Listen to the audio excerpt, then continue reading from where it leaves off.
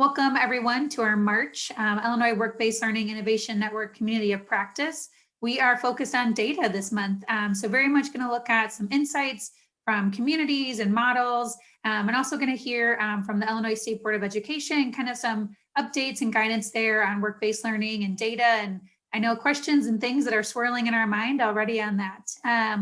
We did have a community who was going to come and kind of share their process and thinking behind their model today, but unfortunately, they couldn't join us, but we're going to meet with them. I'll meet with them separately and record their presentation and send it out to you all so that you can hear kind of about their journey in work-based learning. But today it is about data. And again, always really welcome your questions and needs here. To get us started and kind of see who's here in the room today, as usual, if you could just in the chat, provide your name, title, organization, and would love to hear your thoughts on daylight savings time. It's coming up here. You know, personally, I'm a fan of it. I love to get a little bit more sunshine in the day, but others get very frustrated about the lack of sleep. If you have little kiddos, I've heard that that can be a struggle getting them back into their routine of bedtime, but always love to hear who's here today. It's always kind of a new mix of folks, which is really exciting. And as always, please use the chat throughout. We're going to have time for questions. So we'll have 2 presentations today and then maybe have some time for breakout groups or kind of see if we keep it a large presentation or a large Q&A, just feeling that out. But just please, again, kind of friendly reminders, mute your computers, phones during the presentations. But in Q&A, would love to hear you, voice those out loud or you can put them in the chat as well and we'll be monitoring that. But again, love to hear who's here today and how you're feeling about that daylight savings time coming up. I think this weather is definitely having me looking forward to more sunshine during the day.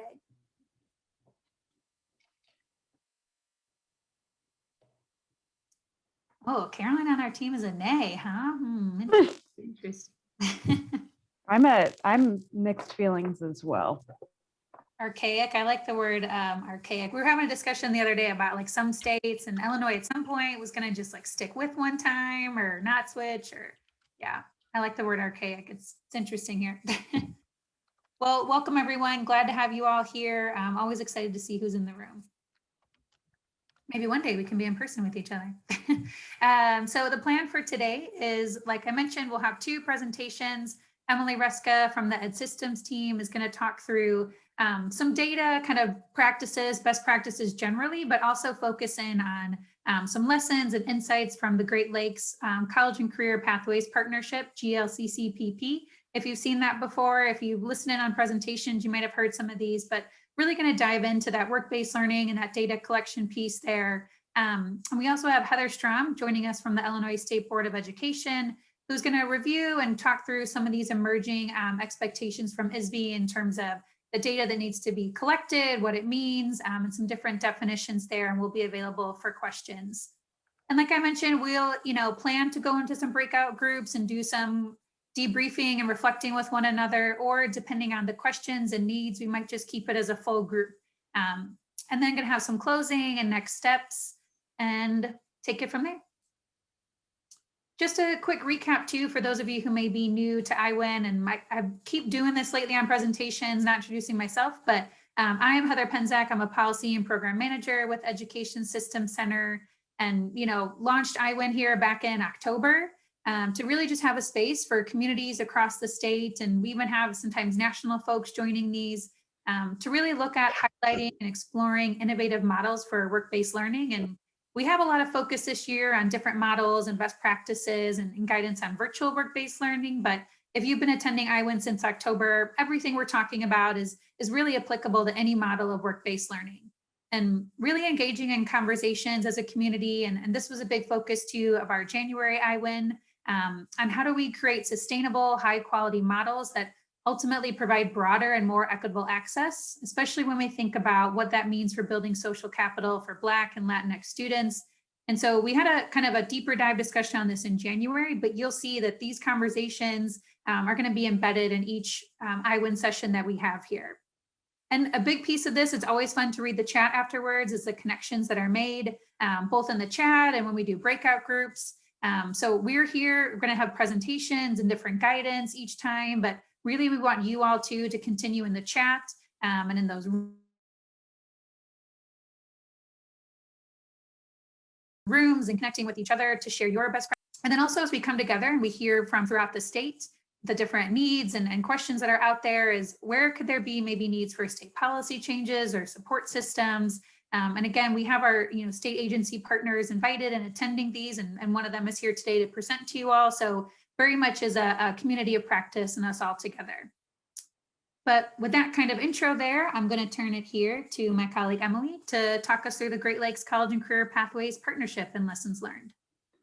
Sure thing. Thanks, Heather. And I realize I didn't include a slide on this, so I'll just keep it here on this slide for just a second to briefly provide clarity on what the Great Lakes College and Career Pathways Partnership has been. The Joyce Foundation had funded several communities in the Great Lakes region to deepen their work on college and career pathways implementation. And that partnership included folks from the northwest suburbs of Chicago, represented by Nexus, and districts 211, 214, and 220, Rockford Public Schools and Alignment Rockford and RVC, so the Rockford community, Madison, Wisconsin, including a range of partners in Madison, the school district, the community college system, et cetera, and the Central Ohio region, which the partners who were at the table kind of evolved a bit over time, but did include Ohio State and Columbus Central College. I'm butchering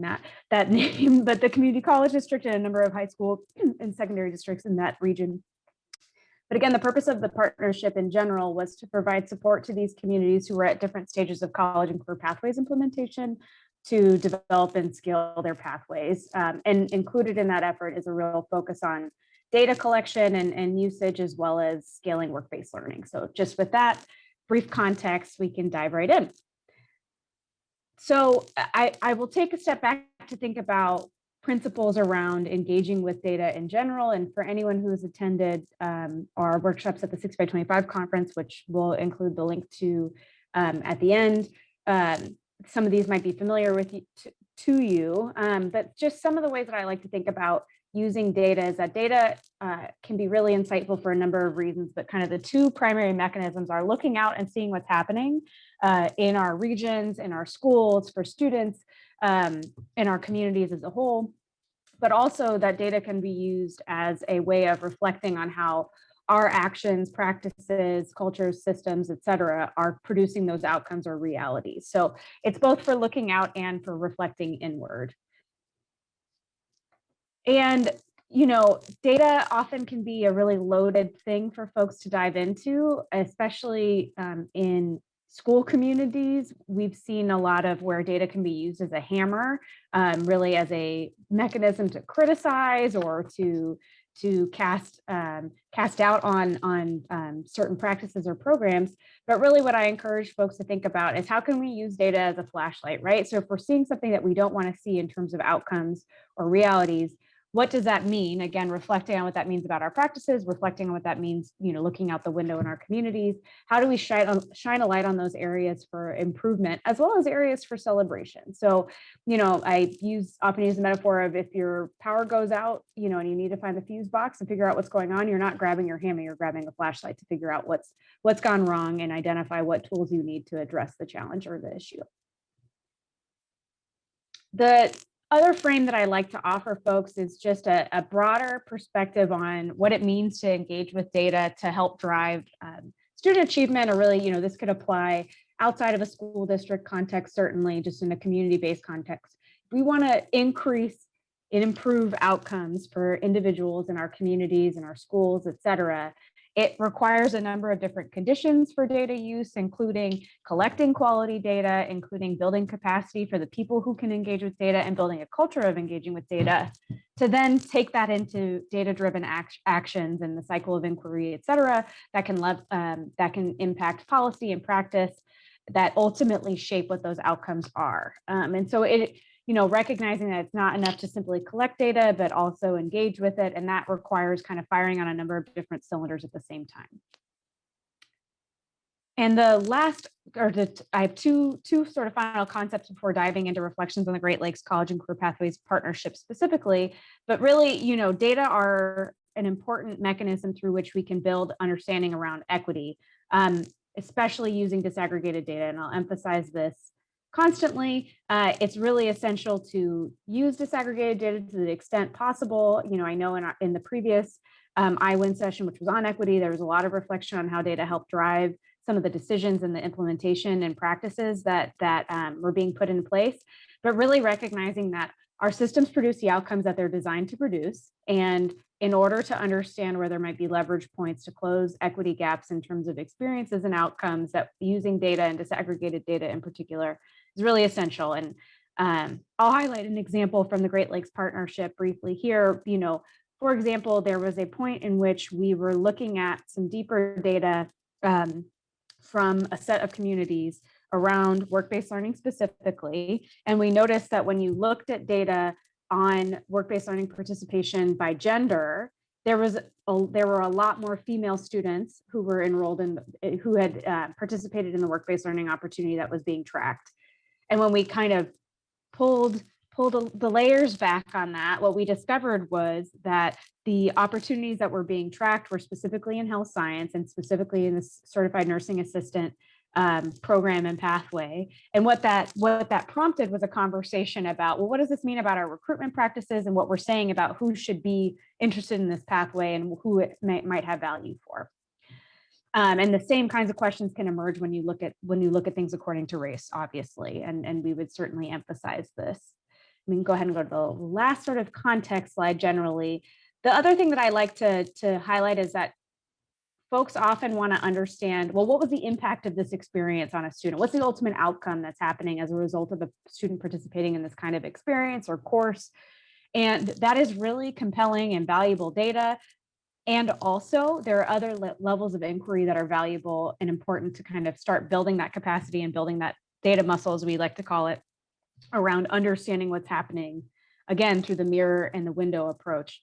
So observations, so it's even valuable to be generating observations about what you see in data, whether it's point in time data or shifts over time, differences across subgroups, making relationships or trying to identify relationships across different data points. So trying to think about, okay, well, if we're seeing certain numbers of students participating in these kinds of experiences, does that relate to the kinds of experiences that are being offered and the number of experiences being offered? And then making inferences, right? So trying to dive a little bit deeper and trying to identify maybe some of those relationships at a deeper level. And we can go ahead and go forward. I'll just reflect a little bit about the purpose of data work in the Great Lakes College and Career Pathways Partnership generally.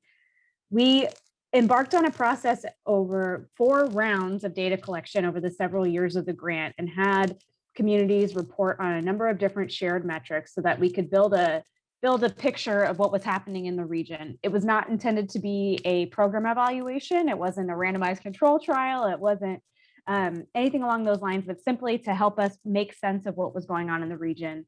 And also identify stories, both in terms of areas for growth as well as areas for celebration. And then we also learned a lot in that process and wanted to highlight some of those lessons for the field more broadly. And so we produced 2 versions of this, or 2 editions, I should say, of this by the numbers report. The second one we link to later in the presentation, just to share those lessons and share those insights. So go ahead and advance. One of the things that we noted through this experience was that building capacity to collect and report on data was one of the most essential processes that we embarked on through this partnership. We kind of had assumptions going in about, we had come to these shared metrics, which are all around, you see the indicators here, right? On track, AP enrollment, dual credit enrollment, et cetera. And we had assumptions that all of the communities that were participating in the grant were going to easily be able to report on all of these things in a disaggregated way. What we found, however, was not for lack of desire to report on these things and be able to share those data, but due to a variety of systemic and definitional challenges and differences that folks are not always able to report on the data and to the degree that we would want disaggregated. And so over time, we provided a lot of direct support, investment from the Joyce Foundation helped support system building, et cetera, to continue to deepen the collection and reporting of these data on all of these metrics to help build that understanding. And so, like I said, note here, the challenges that we encountered really focused in on definitional differences, So what pathways participation means something different, not only across communities, but also even sometimes where there were multiple districts participating in the same community. There might be slightly different definitions, both in terms of any, in terms of any of these metrics, frankly. And that collection mechanisms and having multiple data systems can often kind of produce confusion and challenges around collecting and reporting and connecting data. So we can go ahead and advance. Thank you, Heather. I wanted to kind of provide an understanding of what we thought we were going to get and what we ended up being able to get. And I want to just really emphasize that we were able to get really useful data. And in some cases, we were able to have more direct conversations with communities to dive into data that they hadn't been able to report initially, but to build a better understanding. But that, there is a lot of room for growth in terms of thinking about how we collect and report on work-based learning data in order to drive even deeper levels of understanding about those experiences and how they connect to other outcomes for students. So what we hope to gather was participant level data by experience type and student demographics. And we had primarily framed this in terms of career exploration and career development. I know you guys have talked extensively about career development experiences, and that's a specific definition in the state of Illinois. We use that state definition as our reference point because, that is our frame of reference as Ed Systems, and half of the communities in the Great Lakes College and Career Pathways Partnership are Illinois communities. And we really, like I said, wanted to be able to have this by student demographics so we could understand what students are being able to participate in career exploration, which students are able to participate in career development, how does that differ by different demographic groups, et cetera. The reality is not all districts collect data in this way, right? And so they weren't necessarily able to say, okay, all of our career exploration activities, of all of them, this is the participant breakdown in terms of who was able to participate in them. There are examples of career exploration activities, and I'm sure all of you have experience with this, or many of you do, where a teacher might stand up a career exploration experience for their students. They may bring in a job speaker, or they may kind of find some sort of video they can plug their students into, et cetera. And that's not necessarily always tracked, right? Like these ad hoc experiences are not always tracked in a formal way. Or we found other examples where communities might have they might know that a course code, an experience was tied to a course code. And so they knew that some total of students who might have participated in that experience, but they may not know the demographics of those students that were participating in that experience, depending on where it was tracked. And so, again, it varied by community and by district, and it also was just generally largely aggregate data. We can go ahead and advance the next slide, and I'll provide an example of that. So, for example, in Rockford, they were really easily able to report on data from their Academy Expo, because that's something that they track, the total number of students who end up participating in that experience. And they really increased their focus on being able to track students participating in their various components of their work-based learning continuum. But the Academy Expo was the most universal experience for students. And so we were able to report on those data. And this, again, is a really valuable example, right? To show the growth in student participation in the Academy Expo as a really valuable and essential career exploration activity. And also it's a starting point, right? And we're still curious about, what students are participating in higher level work-based learning or more intensive work-based learning experiences like CDEs. What is the demographic breakdown of students who are participating in these experiences, et cetera. So what were some of the lessons that we learned? And I realize, I apologize, I broke the cardinal rule of slides and put way too many words on a slide. So I'll try to touch on this on a high level. And as Heather said in the chat, please feel free to throw questions in the chat box, and I'm happy to pause at the end as well. I'm down to my last two slides here. So some of the things that come to mind for me as really important to be mindful of moving forward include really upfront definitions, and establishing that collection early on can really set you on a path to being able to understand what's happening for your students, understand kind of the lifespan of your offerings, ways you can scale and adapt your offerings, et cetera. If at all possible, try to include work-based learning data collection into systems that you already have, including your student information system. And that comes into play, especially, I know Heather Strom's going to speak in a little bit here around the College and Career Readiness Indicator and College and Career Pathway endorsements, both of which include work-based learning data. That state data reporting requirement can be a forcing event for kind of making sure that these things get collected in your existing data systems. We've also, I know Heather has referenced this later on, we've also heard from companies like Naviance, Zello, Transio, et cetera, that they could that they are willing and able to adapt their systems to collect these kinds of data. And that is something that can be integrated on a back end with your student information system. So that could be a valuable way of doing it if you already pay for those systems. But we obviously wouldn't necessarily say you have to pay for those systems if you don't already. We know that proprietary systems can be really a heavy lift for school districts. And sometimes school districts are so small that they are using a spreadsheet to collect all of their data. So it's just a matter of kind of start where you are and build in these work-based learning data where you have them. I do think it's valuable to consider ways to incorporate student voice. Sometimes it kind of can help to have students documenting their own hours, et cetera. It provides an extra level of ownership on that experience. And also getting that qualitative data about how they have experienced the work-based learning, what their reflections are on it, as well as on their growth. It can be really valuable to generating a deeper understanding of work-based learning offerings and experiences. And try to get as granular as possible is one thing I would suggest. I know it's a lot to ask, but the more granular the data you have, the more information you can glean from it, and the more you can do with that data, both as a window and a mirror. And then the final slide that I have is just some of the general implications that we highlighted in our data report around collecting and using data. Recognizing that sometimes we have to use proxy measures across secondary, post-secondary, and workforce. We don't always have the data measures that we want. So for example, if you are in a school district and you are implementing college and career pathways, you may not have a flag in your system yet that tracks pathways participation. And so trying to find proxies in terms of course enrollments, et cetera, might be a way of working on things. Using publicly available data can help you build that extra context in, as well as build an understanding of what's happening for your students.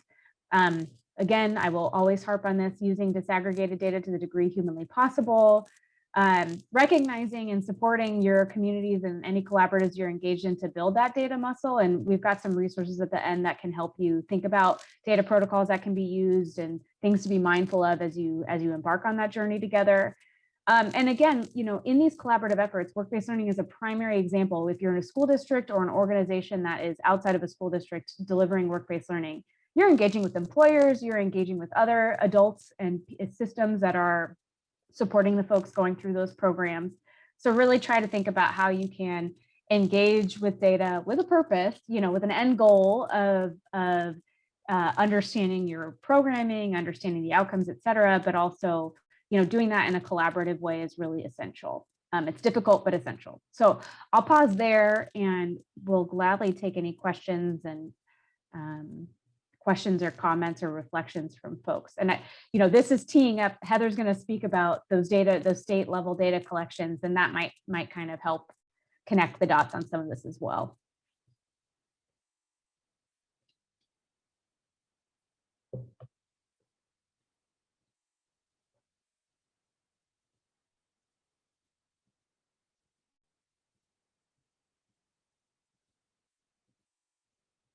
I've stunned you all to silence. Well, if other thoughts come to mind, feel free to throw them in the chat box. I will gladly respond, but we'll hand it back to Heather Pensack. Thanks, Emily. And as they mentioned too, there is, if some of you who had attended maybe the 60 by 25 conference, there was a session on, doing those data workshops and those protocols, and we have that linked here at the end. I would definitely suggest you to review that as you might be thinking about engaging your own team in those conversations. But I'm excited to have with us here today another Heather. It's the Heathers, to present again on what's coming in from ISBE, to provide some overview and guidance there and answer questions that you all have as well. So Heather, I'll be driving the slides, and I'm usually pretty good at knowing when to go to the next one, but kick me the next whenever you need it. Okay, I will. I'll just do a nice reminder to go to the next one. So thank you for asking me to speak on these different points. I'm just going to do an overview of the different data points that we are asking our schools to report on. And so I just wanted to talk a little bit about the CCRI, the College and Career Ready Indicator. And how we are using that data. Yes, it is part of accountability. It's going to roll into the report cards, but specifically with this conversation, there is a component that deals with work-based learning. And so it's a wonderful opportunity for us to be able to collect those data points as well and use that to see where those efforts are occurring. So data points for the CCRI, which a lot of those requirements, like I said, are related to work-based learning and most specifically career readiness are mandatory for this year for the seniors. But basically that's where the percentage will be calculated is with the seniors, the graduating students. And only students in grades 9 through 12 will have what's called a CCRI record. And I have a couple slides that show you just what that looks like. So there's two designations within the CCRI. You have a Distinguished Scholar and the College and Career Ready. Main difference between those two is the GPA requirement, with the Distinguished Scholar being a 3.75 on a 4.0 scale. College and Career Ready, obviously, as you can see, is a 2.8. The attendance requirement is the same for both, 95% average in their junior and senior year. Then you have a breakdown with the Distinguished Scholar where they really emphasize the academic component with a 30 or higher ACT score, and a 1400 or higher on the SAT. They still have the academic indicator in English language arts and math, and then 3 of the career ready indicators. And our focus today is really going to be more on the college and career ready. So again, you still have the attendance requirement. Now we're getting into the college and career pathway endorsement. I'm going to speak on that a little bit, or all of the following that are listed there: an academic indicator in ELA and math, a career area of interest by their sophomore year, and then 3 of those career ready indicators. And then I'll explain a little bit how the college and career pathway endorsement actually meets the specifications for 3B that you see there.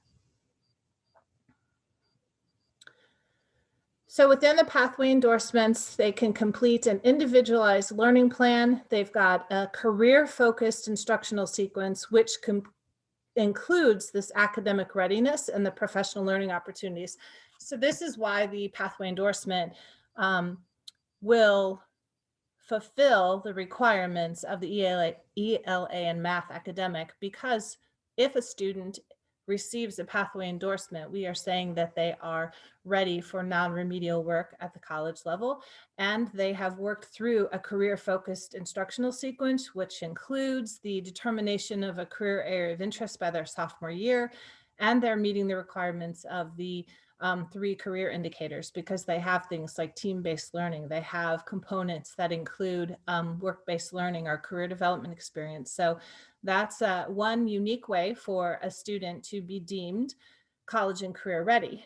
They still are held to the attendance percentage as well as the GPA requirement. Okay, you can go ahead. So here's just a kind of visual. I'm a visual person, so I like to see this laid out. You have the different components of the pathway endorsement with the individual plan, with the professional learning components, and that's even broken down from 9th all the way through 12th grade. So you're looking at that work-based learning component usually occurring within their junior and senior years, and that's the 60 cumulative hours of paid or credit, or they can receive credit for a supervised career development experience. I'll talk about that in a moment. And again, you've got the 2 team-based challenges included in there. You've got the career exploration activities. So the pathway endorsement is basically fitting the bill of what they need to have in order to be deemed college and career ready. So you've got your your career-focused instructional sequence in there as well, with skill development and orientation, and then that capstone event. And again, the academic readiness is saying that their coursework, and we've seen within the plans that have been submitted. I've seen quite a few that use traditional math or traditional, hope to soon use traditional English to meet that criteria, basically saying that those students, once they graduate, they will be ready for non-remedial courses at the community college. So how do we collect this data, and what does this actually look like? And that's what this is. And I know this is probably very visually active here, probably even more so. But we have an application that is going to be on the website for 2021 by the end of this week. And basically the school district signs up and says, hey, this is the endorsement areas that we're looking at. And this is, they want me to go in and take a look at their plan and make sure that they are eligible. And once they have gotten approval, then at the end of the year, they would send me a list of students that have met that criteria and that they are issuing this pathway endorsement to. And then I, in turn, send that off to our SIS team, so they have that for their calculation when it comes time to determine the number of students that have met the criteria of being college and career ready or the distinguished scholar. And one of my cohorts that's working with me in the department, he and I developed this little flow chart here for districts to be able to use. If you've never done the pathway endorsements before, you start in the green area. If you've already done and you have a plan already in place, you're going to be in blue. And then we added one little area there for in orange, which are for the students and the teachers, so they can have an idea. Again, this is something new that we've created that we're going to be adding to the website, as well as a short video that kind of walks through the whole process.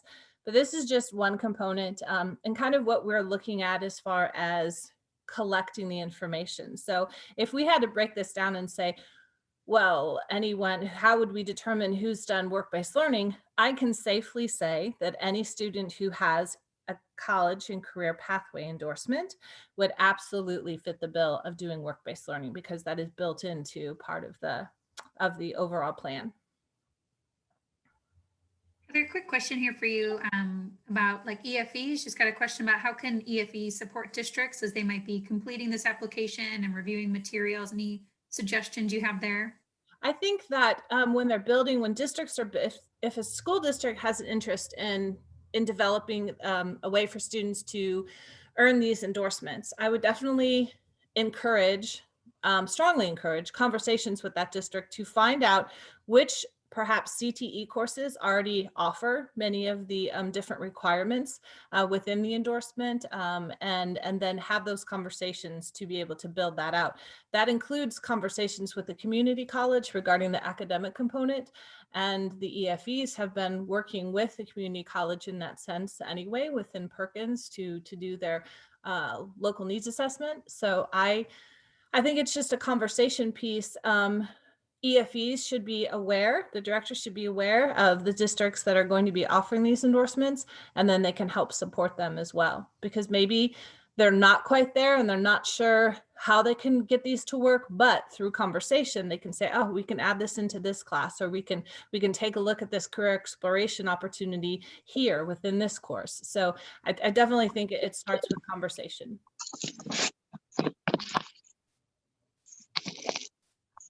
So, in addition to the pathway endorsement, which is kind of a standalone piece, as you saw in the one slide, there is another way for a student to get their recognition, and that is if they don't have, the school districts do not have the capacity to do the pathway endorsement. Like I said, if they're missing a certain component, maybe it's they don't have the dual credit classes or transitional math in place yet.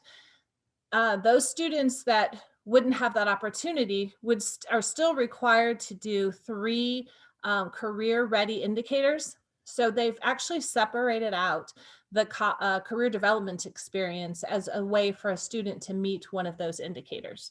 And so again, it's one component of the pathway endorsement, the one that you're going to see in their junior or senior year. And this just really developed this out, and Heather has actually created a fantastic toolkit on this that I reference all the time and send people to. So thank you for that. And it occurs in the workplace. It is co-developed. This is a crucial component of this. co-developed by an education provider and the employer in that field. There's also professional skills. There's a professional skills assessment, and it's a way for students to have that work-based learning experience fit the criteria of one of the career ready indicators. And the biggest component here is that it's got to be a minimum of 60 total hours. And so students who, again, have not met the criteria of the pathway endorsement, or if a school is unable to offer all the components of the pathway endorsement, this is still an opportunity for us to be able to collect information on work-based learning, on the career development experience, and districts could indicate within their uploads on the CCRI records that a student has completed this indicator. So this is just a little bit about how we're adding this into a student's demographic information, basically. So this is just a sample, obviously, John Smith. And so you can see across the top in red, we're adding in a new CCRI information tab that districts can click on to be able to see a student's information. So in this case, if you take a look at John, he has met the identify a career area of interest by the end of his sophomore year. That is a yes. Everything right now is still a no on there. So districts will be responsible for uploading this data. And you can go to the next one. And this is what it would look like for districts to be able to enter this information. They can do this individually, where they can go into just John Smith's record and they can check yes, no, indicate what the GPA range is once they're getting ready to graduate. If they've done the industry credential, that's why you've got a drop down. They do have to identify within what endorsement area that credential is coming from. But this is what it looks like in SIS on the reporting part and what is required. And the nice feature with this is there's a little box down at the corner, which is see change history. So go ahead and go to the next one, Heather. If they were to click that, then you can see exactly when things were uploaded or entered within the system and what district name did that. So we are encouraging heavily districts to upload information as the student hits that indicator. So instead of waiting until a student's senior year and then uploading all the yeses that they've accumulated, we're saying that if, for example, this is the one that I always use, one of the criteria is that they have to identify a career area of interest by their sophomore year. If there are career exploration activities occurring and a student across the board, all of the 9th grade students, for example, participate in, maybe it's through a class or maybe it's through an event that they do, and they all participate in some type of career exploration where they're really digging into, this is a career that I'm really interested in. So that's what we would constitute as a career area of interest. We are saying that as soon as that occurs and you have record of everyone who's participated in that, go ahead and upload that.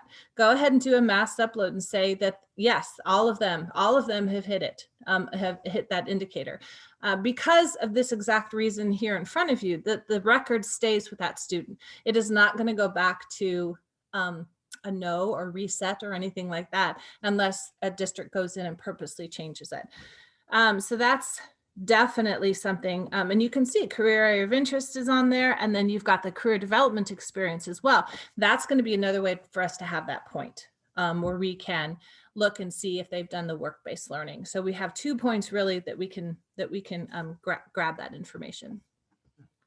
I think there was something in the. No, it's not going to override the record that's in there. The only way it would override that is if you put a no where there previously was a yes. So this is the screenshot of what the batch upload would look like. So you can see that you can list all of the students again. You know, if you go through the different areas in the kind of orangish color there, that would be the different codes. There's a lot of documentation on the website under the SIS guidance that shows how to upload this information.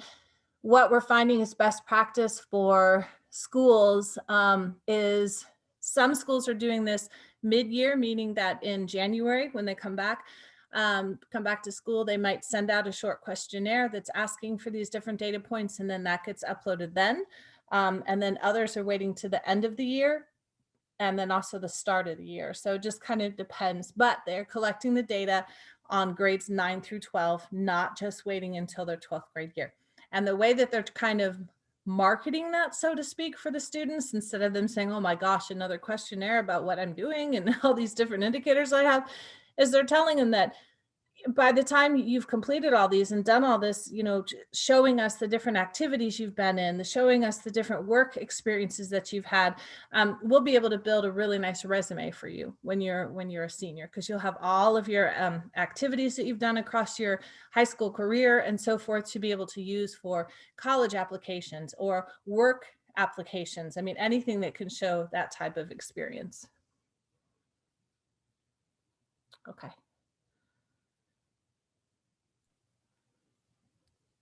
Wonderful. Thank you, Heather. I think that's your last slide here, right? Yep. Yeah, I think so. Any questions for Heather or ones that have bubbled up for Emily? I know there's a few things in the chat maybe, and feel free to if there's a question from Cassie in the chat, Heather. ISBE decided if career centers will have access to the CCRI record for those students enrolled at the career center? We are looking into that, Cassie. That's a great question, and that is one that we are actually taking a look at that. That's down in my questions to the SIS team to see that. It has to do with who's entering the information. So and where that student's record is. So that's part of what we're trying to merge and figure out. So excellent question. I'll let you know as soon as I have an answer.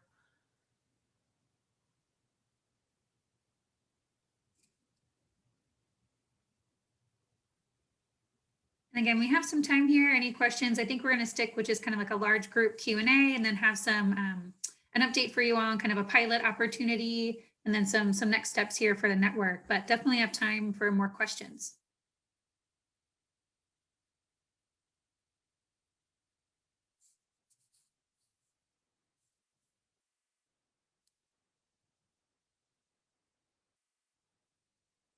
Sometimes maybe there's so many questions, or our presenters just did such a wonderful job that they clearly laid everything out.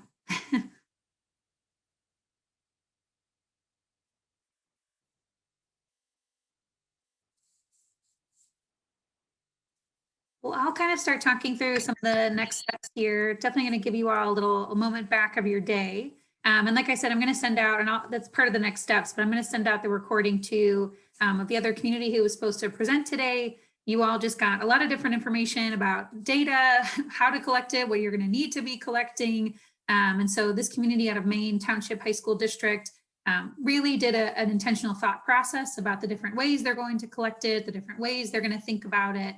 So excited to share that with you all soon. But also wanted to take some time. I've mentioned this opportunity before, but we kind of have a new spin on it a bit here with Practera. And so Practera, it's a customizable technology-enabled platform that really supports a structured, very guided opportunity for students to do virtual and hybrid work-based learning.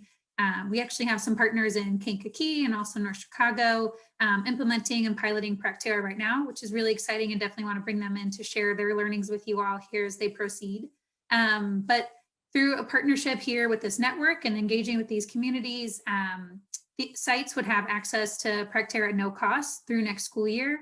And I'll explain this a bit more at the end, and I have some links for you, but you know, as part of their engagement, even with North Chicago and chatting with the team there, they've actually are now building out a really customized model for Illinois. So it's going to incorporate the essential employability competencies that we're all familiar with and utilizing, trying to incorporate, maybe fully incorporating, right? And they've also really catered it to address that high school audience.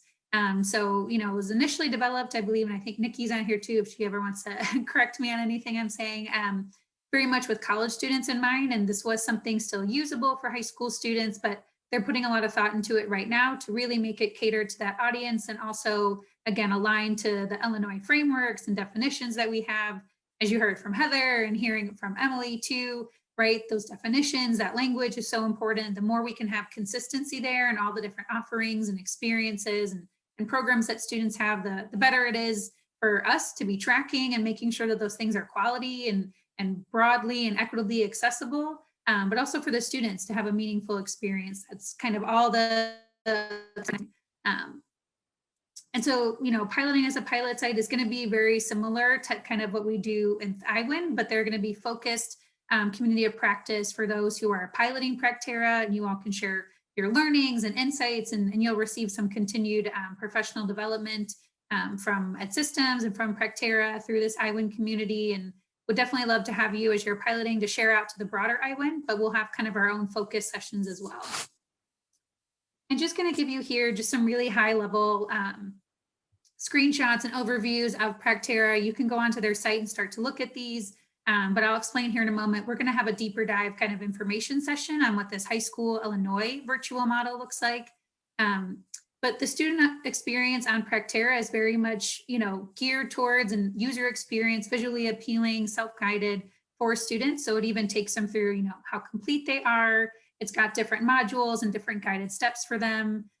There's a youth program out of Boston that piloted this past summer, and the way their director kind of explained this to me that I thought was a really great way to describe Practera and using this structured platform is it's kind of a good transition before a student would fully move into an independent on-site type career development experience or internship, right? So it pings them, it guides them through, but they're also the ones doing the tasks, doing the research, coming up with the ideas, completing the project. So they are very much independently working in a guided way, which really prepares them then to go on site and work at a partner site to complete a career development experience. Not that they couldn't be without this, but it's a great opportunity for students who might need some extra support transitioning there, or again, in this space to be fully virtual or even hybrid. It's a great structured space for that as well. And they also do, you can see these pulse checks. So something I think, I think back to myself as a teacher and how often within even just a class period, you're doing different pulse checks with your students. And that became very difficult this year, as many of us moved to fully being remote and then having students fully remote and cameras are off and you don't even know what's going on. And so this platform really does capture those pulse checks. And there are three kind of quick things about, do you feel like you're on track? Have you connected with your mentor? And if they're saying no to those things, it's a ping to whoever is coordinating it to check in with those students or check in with that mentor. And on that point, there very much is, Nikki James who's here too, very much calls it like the air traffic control. I think also they were saying like coordinators, I forget the operating octopus, right? All the different things you're trying to coordinate and do all the time. And so here you kind of have that dashboard. You have that area to say, okay, who's overdue on stuff, who's not assigned to something, what is their progress looking like? Are they almost towards the end? Are they only like, a 10th of the way there and they're supposed to be all the way there this week? It very much kind of gives you that initial overview and look, and you can always be monitoring those things. And for supervisors as well, it's a user-friendly experience too. They don't have to log into a platform and, create all these like understand Practera and this whole new platform. It's really the student submitting what they need to be reviewed, that supervisor, that mentor getting a ping to review it, and then offering feedback and getting that sent through to the student. And this is very much a space too where, I know there's always privacy and student safety concerns about how they're interacting. So again, any of that feedback loop, any of the chatting between student and their mentor, it's all happening within this space. So you as a coordinator can always be very much monitoring that. And so again, really provided just a very basic overview here. There's so much more to say about this. And that's why we're inviting you all, and please feel free to forward this to anyone else on your team who, would value or benefit from this information, or others in your network. But the Practera team is going to be joining on Tuesday, March 23rd from 12 to 1 p.m. And there's a registration link here, and I'll be sending this out, a follow-up email with you all, and I'll have the registration link in there too. But they're going to provide an overview of this new model. Again, that's really been designed specifically thinking about high school students and specifically thinking about Illinois and all the work that we've done to have those definitions, have those competencies. And so, when you think about data and understanding, is this experience building the skills and having the quality that I want it to for a student? Through something like this, you can actually track development of those essential employability competencies and whether students are, being successful in those or have some areas of growth. And initially, again, this is a new space for many of us to go in and offer something fully virtually. So they've developed a project and a guided module for students to complete a social media project. Thinking that this is something that's applicable across industry. Any organization could use an analysis and some guidance on their social media. It's also something that students are very familiar with and they feel like experts in their own way, whether they realize it or not. I think there's definitely social media platforms that I don't even know exist. And maybe they're useful for a company, maybe they're not, right? But there's definitely a user experience and expertise there that students can bring. So LinkedIn, just kind of an overview of that project and also what a one-pager could look like to try and recruit partners to participate. One of the easiest ways to get partners to participate in work-based learning and support it is to say, here's the outline, here's the project. It's very much guided and supported on our end, but we do need your expertise and guidance to make sure that students are creating something that's relevant to the industry and that's meaningful. We've talked about in this space here with IWIN, how important work-based learning is just to expose students to new expectations, to new people. And that's really, really what this would do too. So I'll send out more information on there. But again, very much encourage you all. Would love to have you there. And that session will be recorded and I'll send it out to IWIN as well in case you can't attend on that time, but you're interested. And there'll be an interest form and a way to sign up during that info session that I'll also follow up with on the recording. So just as kind of some final closing next step pieces, LinkedIn, some additional resources for you here today that we've kind of talked through throughout the session in terms of that 60 by 25 session workshop. So there's the recording, the presentation, and also the protocol packet there that Emily mentioned in terms of, wanting to engage in these conversations with your team.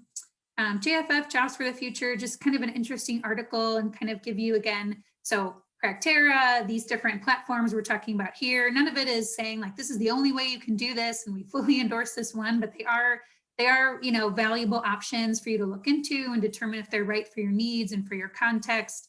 But JFF also released an article with a whole bunch of other types of organizations and tools when thinking about work-based learning, either offering an experience or tracking it. So just an interesting read that might be helpful for you all. And Heather talked through a lot on the CCRI and mentioned, some different platforms that might work for tracking and supporting you in those if it's something that makes sense for your community. And so those recordings are here if you want to check those out and explore them more. Also linked for you all, hopefully you were able to attend some sessions. I linked to all the recordings here from all sessions. There were a lot of great plenaries and other breakout sessions, but put the recordings and presentations here from all the work-based learning ones. So like the best practices and innovative models one for work-based learning. Nikki James from Northeastern University does deep dive into Practera a bit there. So if you wanted to get some kind of initial insight before attending the information session, and then some pieces about team-based challenges, connecting opportunity youth, and also some interesting conversations about the Chamber of Commerce and utilizing them to really work with local employers and have work-based learning experiences in your region.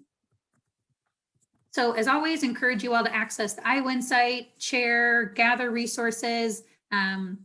We have a whole IWIN YouTube kind of channel now, so you can literally just start play and watch all the recordings in a row, which is awesome. We're getting fancy over here. And so next steps, like always, I'll send out recording and materials. And again, I will get a recording of the presenter from the Maine Township High School District to record and talk about their community model and send that out to you all. In terms of what's coming up next in April, going to spend some time talking about partner engagement as we're all thinking about wrapping up the year and celebrating the partners who we've been engaged with.